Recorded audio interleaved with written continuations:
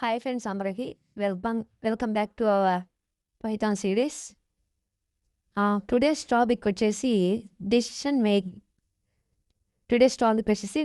Making. And don't miss daily videos. ఇంతవరకు చూస్తే మన వీడియోస్ అన్నీ ఖచ్చితంగా మీరు నేర్చుకుంటారు. మీకు కష్టంగా ఉంది అని అనుకోండి, డైలీ ప్రాక్టీస్ చేయండి, ట్రై చేయండి. ఈరోజు కాకపోతే రేపైనా వచ్చేది, ఖచ్చితంగా ట్రై చేయండి. లేట్ చేయకుండా వీడియోలోకి వెళ్ళిపోదాం. ఫస్ట్ మీరు ఛానల్ కొత్తగా చూస్తుంటే సబ్స్క్రైబ్ చేసుకోండి, లైక్ చేయండి, అని మీకేమన్నా అర్థం కాకపోతే ఖచ్చితంగా కామెంట్ చేయండి. ఓకే, టుడేస్ టాపిక్ వచ్చేసి డెసిషన్ మేకింగ్. టుడేస్ టాపిక్ వచ్చేసి ఈ టాపిక్లోకి వెళ్ళబోయే ముందు మనం రియల్ టైం ఎగ్జాంపుల్ ఒకటి చూద్దాం. ఫోన్పే అందరూ వాడుతున్నారు, తెలిసిందే, అందరు ఫోన్పే వాడతారు. ఫర్ ఎగ్జాంపుల్, నీ అకౌంట్లో నుంచి మీ ఫ్రెండ్ అకౌంట్కి మనీ ట్రాన్స్ఫర్ చేయాలి. మనీ ట్రాన్స్ఫర్ చేయడం ఫస్ట్ మనకు మనీ ఉండాలి, next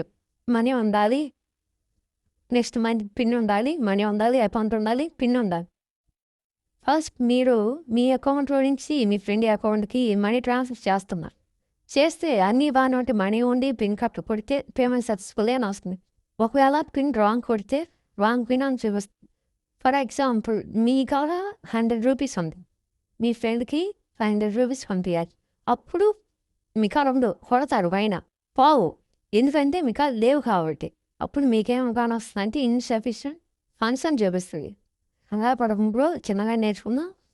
okay, what is decision making అని వస్తే, డెసిషన్ మేకింగ్ అంటే ఏంటి అంటే, decision making statements help a program decide what do based on the conditions బట్టి డెసిషన్ హెల్ప్ ప్రోగ్రామ్కి కండిషన్ బట్టి ఎలా డిసైడ్ అవ్వాలి అని తెలుసుకోవడమే డెసిషన్ మేకింగ్. ఫస్ట్ ఒక సిచ్యువేషన్కి ఒక లాజిక్ ఉంటుంది, ఇంకో సిచ్యువేషన్కి ఇంకో లాజిక్ ఉంటుంది. అంటే ఒక సిచ్యువేషన్కి ఒక టైప్ ఆఫ్ సొల్యూషన్ ఉంటుంది, ఇంకో సిచ్యువేషన్కి ఇంకో టైప్ ఆఫ్ సొల్యూషన్ దొరుకుతుందమ్మా. ఇప్పుడు డెసిషన్ మేకింగ్లో మొత్తం 3 రకాలు ఉంటాయి. First if, else. ఓకే, ఈ 3 ఉంటాయి. ఓకే, ఇఫ్ స్టేట్మెంట్ చూద్దాం. ఫస్ట్ ఇఫ్ స్టేట్మెంట్కి సింటాక్స్ ఉంటుంది. సింటాక్స్ అంటే ఏం లేదు, ఎలా వాడాలి, సర్టన్ రూల్స్ అంతే. సింటాక్స్ అంటే ఎలా వాడాలి అని అంటే, ఇఫ్ రాసి బాగా కండిషన్ రాస్తాం. కండిషన్ రాసి కండిషన్ ప్రూవ్ అయితే బ్లాక్ అనేది ఎగ్జిక్యూట్ అవుతుంది. ఓకే, ఇది ఇఫ్ స్టేట్మెంట్కి సింటాక్స్ అంటే ఇఫ్ అని రాసి, దాని తర్వాత కండిషన్ రాసి, ఆ తర్వాత కాలమ్స్ పెట్టి కండిషన్ ప్రూవ్ అయితే కోడ్ అనేది ఎగ్జిక్యూట్ అవుతుంది. ఫర్ ఎగ్జాంపుల్ చూద్దాం. Example, if age equal to 20, condition వచ్చేసి ఇది, age greater than equal to 18, అంటే 20 greater than or equal to 18. It is okay, ఇది అనేది ట్రూ. కండిషన్ అనేది ఇప్పుడు 20 అనేది greater than or equal to 18 కదా, ట్రూవే కాబట్టి ప్రింట్ స్టేట్మెంట్ అనేది ఎగ్జిక్యూట్ అవుతుంది. ఎందుకంటే కండిషన్ అనేది ట్రూ అయింది కాబట్టి.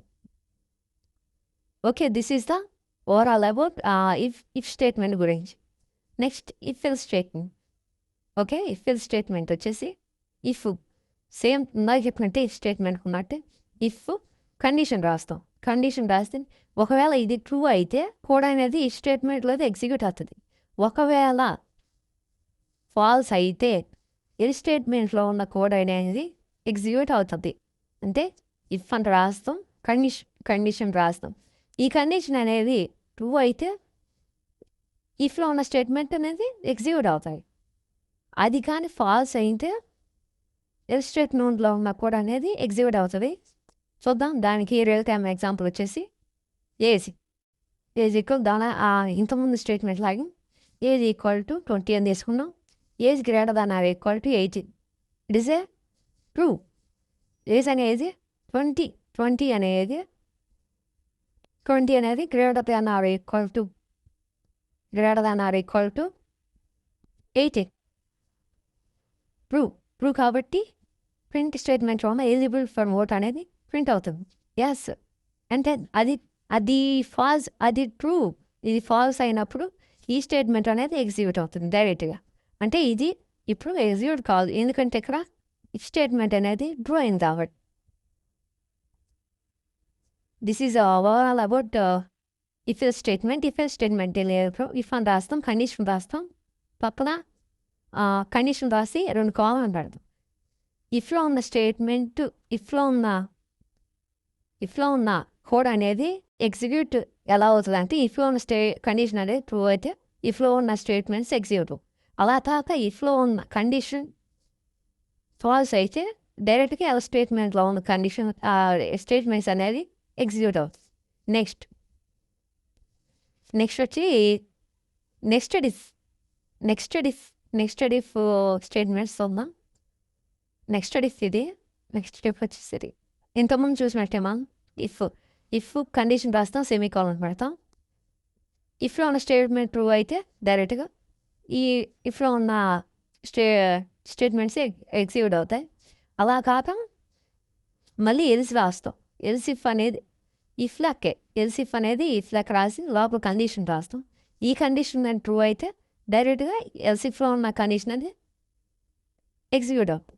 ఒకవేళ ఎల్సిఫ్ రెండింటిలో ఫాల్స్ అయితే డైరెక్ట్గా ఎల్ స్టేట్మెంట్స్ అనేవి ఎగ్జిక్యూట్ అయ్యాయి.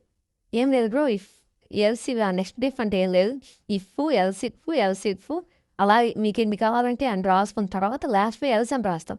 ఆ ఇఫ్లో ఉన్న స్టేట్మెంట్ ట్రూ అయితే ఇఫ్లో ఎగ్జిక్యూట్ అవుతాయి. అలా కాక ఎల్సిఫ్లో ఫస్ట్ స్టేట్మెంట్ అనేది ట్రూ అయితే ఫస్ట్ స్టేట్మెంట్ ఎగ్జిక్యూట్ అవుతుంది. ఎల్సిఫ్లో ఉన్న సెకండ్ స్టేట్మెంట్ ట్రూ అయితే సెకండ్ స్టేట్మెంట్ మాత్రమే ప్రింట్ అవుతుంది. అలా కాక ఉన్న ఎల్సిఫ్లు బోత్ ఆర్ ఫాల్స్ అయినప్పుడు లాస్ట్ ఫ్రమ్ ఎల్స్ అనేది ఎగ్జిక్యూట్ అవుతుంది.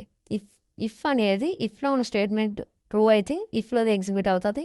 అది కాక ఫాల్స్ అయితే మళ్ళీ ఎల్సిఫ్ స్టేట్మెంట్స్ వస్తుంది. ఎల్సిఫ్లో ట్రూ అయితే స్టేట్మెంట్ ట్రూ అవుతుంది. అలాగే ఎల్సిఫ్ కూడా ఫాల్స్ అయితే డైరెక్ట్గా ఎల్స్లో అనేది ఎగ్జిక్యూట్ అయిపోతుంది. ఫర్ ఎగ్జాంపుల్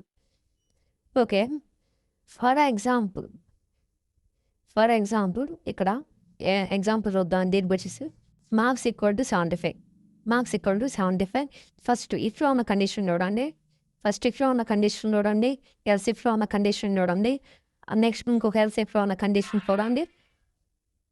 ఫస్ట్ ఇఫ్లో ఉన్న కండిషన్ వచ్చేసి marks greater than or equal to 90. అంటే 75 greater than or equal to 90. అంటే 90 కన్నా 75 పెద్దదా కాదు కాబట్టి ఈ స్టేట్మెంట్ అనేది 20 కాదు. అలాగే ఇంకొక ఫస్ట్ ఎల్సిఫ్లో ఉన్న కండిషన్ చూడండి.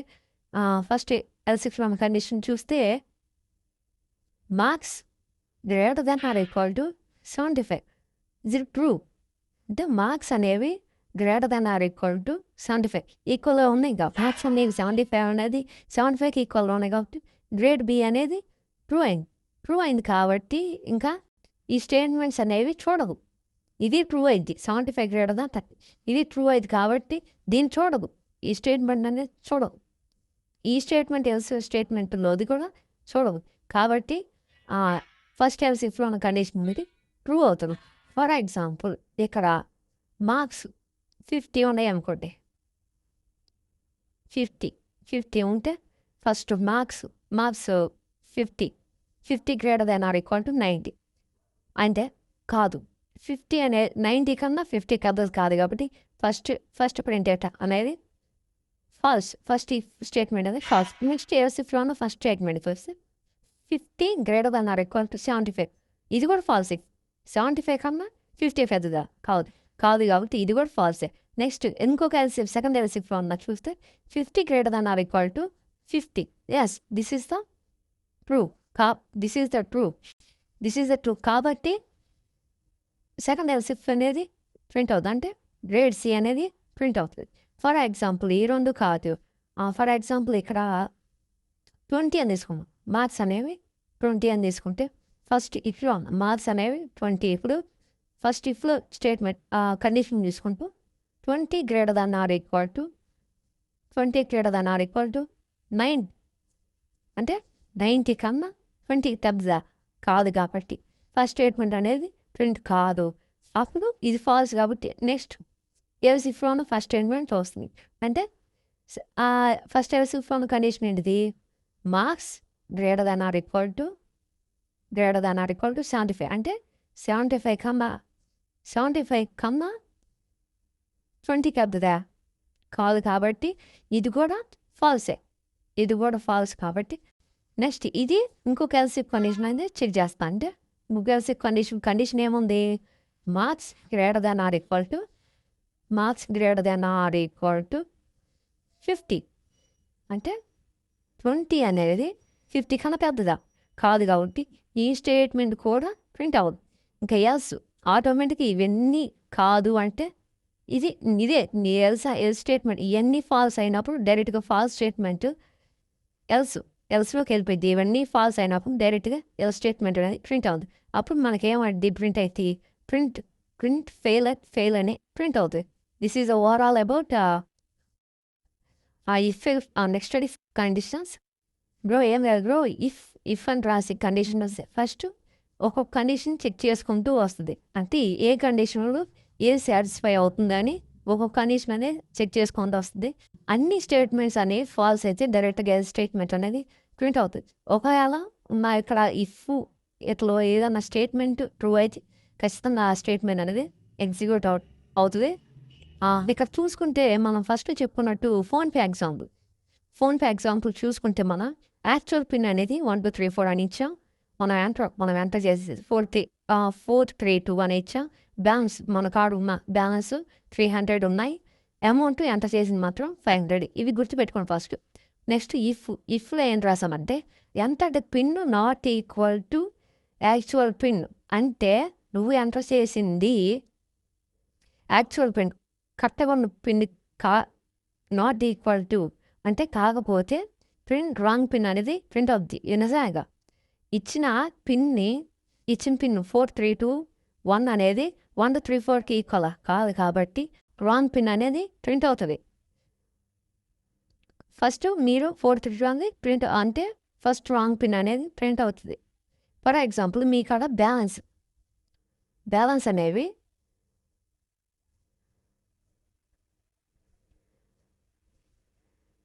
బ్యాలెన్స్ అమౌంట్ అంత 300 అన్నా 300 లెస్ దెన్ 500 అంటే 300 లెస్ దెన్ 500 మీ కాడ ఉన్న బ్యాలెన్స్ మీరు ఎంటర్ చేసిన బ్యాలెన్స్ నాట్ ఈక్వల్ కాబట్టి ఇన్సఫిషియెంట్ ఫండ్స్ అనేది చూపిస్తారు మీకు. అలా కాక ఈ రెండు స్టేట్మెంట్ మీరు కరెక్ట్ ఎంటర్ పిన్ కొట్టిన బ్యాలెన్స్ సఫిషియెంట్ బ్యాలెన్స్ని అంటే 300లో బ్యాలెన్స్ అనేది ఎంటర్ చేసిన ఖచ్చితంగా ఆ రెండు కరెక్ట్గా మీరు చేస్తే పేమెంట్ సక్సెస్ఫుల్లీ అని పడుతుంది. ఇక్కడ చూసుకుంటే ఇందాక చెప్పుకున్నట్టు మన కాడ 100 ఉన్నాయి. మీరు ఎంటర్ చేస్తే మాత్రం 500 అనుకో. మీకేమో పడదు ఇన్సఫిషియెంట్ ఫండ్స్ అని పడదు. అదే ఇక్కడ రాసాం. అంటే ఎంటర్డ్ పిన్స్ అంటే బ్యాలెన్స్కి అమౌంట్కి అంటే బ్యాలెన్స్ కన్నా అమౌంట్ పెద్దగా ఉంటే మీ కాడ మా బ్యాలెన్స్ కన్నా అమౌంట్ అనేది ఎక్కువ ఉంటే ఇన్సఫిషియెంట్ ప్రింట్ అనేది ప్రింట్ అవుతుంది. ఇన్సఫిషియెంట్ ప్రింట్ అనే స్టేట్మెంట్ అనేది ప్రింట్ అవుతుంది. ఒకవేళ మీరు ఎంటర్ చేసిన పిన్ని యాక్చువల్ పిన్ నాట్ ఈక్వల్ టుగానే ఉంటే రాంగ్ పిన్ అనేది ప్రింట్ అవుతుంది. అరే ఇది నాట్ ఈక్వల్ టు అంటే దీనికి ఈక్వల్ ఉందా లేదు కాబట్టి ఇది రాంగ్ పిన్ అనేది ప్రింట్ అవుతుంది. ఈ రెండు కరెక్ట్గా ఇచ్చి ఉంటే అంటే కరెక్ట్ పిన్ నువ్వు కరెక్ట్ పిన్ ఇచ్చిన బ్యాలెన్స్ కన్నా అమౌంట్ తక్కువగా ఉంటే ఖచ్చితంగా ఈ రెండు అనేవి పోతే ట్రూ అయినప్పుడు ఇట్లా ఎగ్జిక్యూట్ ఈ రెండు ఫాల్స్గా అయితే ఖచ్చితంగా ప్రింట్ స్టేట్మెంట్ అనేది ఎల్స్లో ఉన్న కోడ్ అనేది ఎగ్జిక్యూట్ అవుతుంది.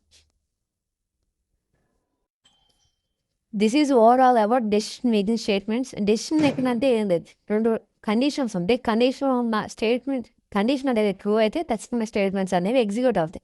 అలాగా ఫాల్స్ అయితే ఎల్ స్టేట్మెంట్ ఉన్న కండిషన్స్ అని ఎగ్జిక్యూట్ అవుతాయి.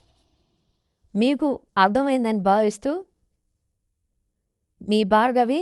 Okay friends, bye, see you in the next video. ఖచ్చితంగా మీరు చేయగలరు.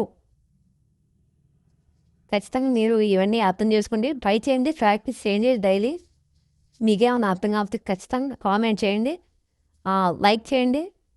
మీకు అర్థమైంది భావిస్తూ మీ Bhargavi. Okay friends, bye, see you in the next video.